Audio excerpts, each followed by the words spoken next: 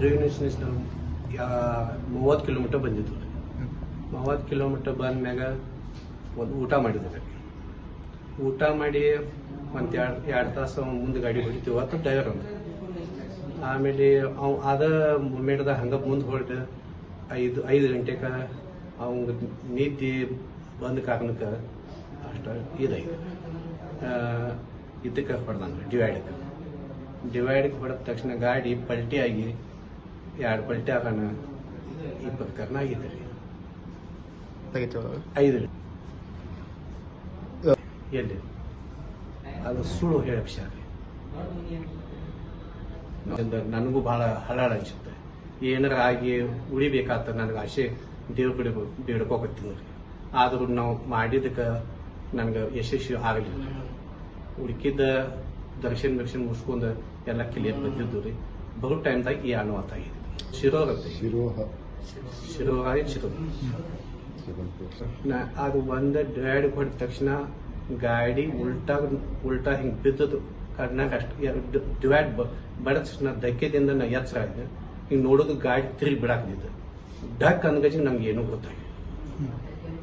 ಅಲ್ಲಿ ಮಂದಿ ಬಂದು ನಂಗೆ ಹಾದಿ ಮ್ಯಾಗ ಹಾವಿ ಮ್ಯಾಗ ಹೋಗು ಡ್ರೈವರ ಕೆಲವೊಂದು ಮಂದಿ ಹೋಗು ಬರೋ ಮಂದಿ 5 ಗಂಟೆಗೆ ಬಂದು ಓಡಿ ಬಂದು ಎಲ್ಲ ಇವು ಪೇಷಂಟ್ಗಳು ಏನು ನನಗೇನು ಗೊತ್ತಾಗಿಲ್ಲ. ಅವ್ರು ನೀರು ಬಂದು ಕೊಟ್ಟು ಯಾರ ನಂಗೆ ಪ್ರಜ್ಞೆ ಇಲ್ಲಿಗಿತ್ತು.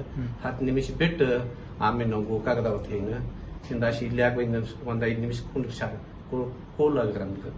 ಆ ಕಾರಣದಿಂದ ಒಂದು 10 ನಿಮಿಷ ಬಿಟ್ಟು ಮಾತಾಡಿದಾಗ ಹಿಂದೆ ಹೊಳ್ಳಿ ನೋಡಿದ್ರೆ ಇವು ಸಾಲಿಚ್ಚಿ ಎಲ್ಲ ನಮ್ಮ ಹುಡುಗ ಬಿದ್ದಿದ್ದು ಅನ್ನೋದ್ಕಂದ್ರೆ ಡ್ರೈವರ್ ಒಬ್ಬ ಒಳಗೆ ಶೀಟ್ನ್ಯಾಗ ಸಿಕ್ಕೊಂಡಿದ್ರಿ. ಅಷ್ಟಾಗ ನಂಗೆ ಪೂರ್ತಿ ಪ್ರಜ್ಞೆ ಬತ್ತು. ಡ್ರೈವರ್ನ ತಗೊಂಡು ಆಂಬುಲೆನ್ಸ್ ಬತ್ತು. ಆಂಬುಲೆನ್ಸ್ ತಗೊಂಡು ಡ್ರೈವರ್ನ ತಗೊಂಡು ನಾವು ಹಾಸ್ಪಿಟಲ್ ಹೋಗಿ ಅವ್ರಿಗೆ ಒಬ್ಬ ಬಿಡಿಸ್ಬೇಕು.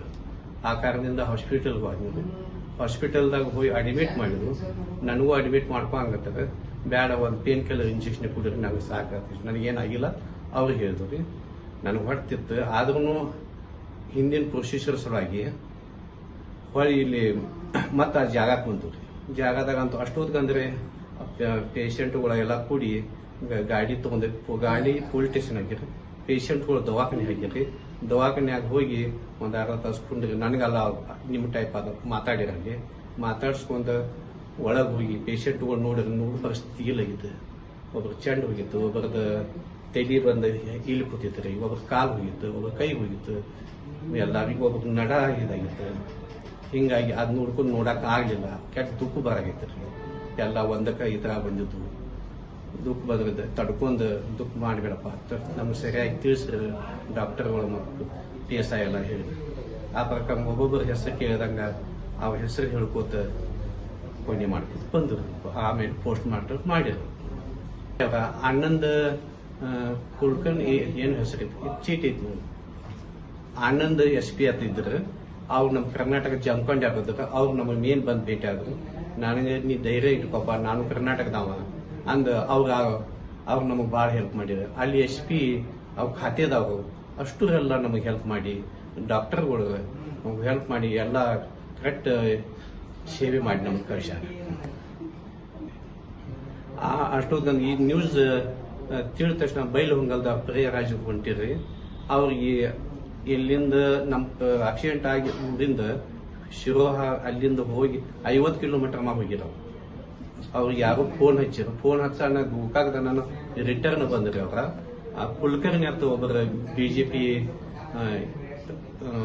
ಕಾರ್ಯಕರ್ತರು ಏನಿದ್ರು ಅವಾಗ ಆ ಗ್ರೂಪ್ನವ್ರ ಬಂದು ನಾವು ಬಂದೇವಪ್ಪ, ನೀ ಸರಿಯಾಗಿ ಅನ್ಸಬೇಡ, ಇದು ಮಾಡಬೇಡ ಅಂತ ಹೇಳಿ ಅವಾಗ ನಂಗೆ ಮೆಡಿಸಿನ್ ಕೊಟ್ಟರೆ ಮತ್ತು ಸ್ಪ್ರೇ ಎಲ್ಲ ಕೊಟ್ಟರೆ.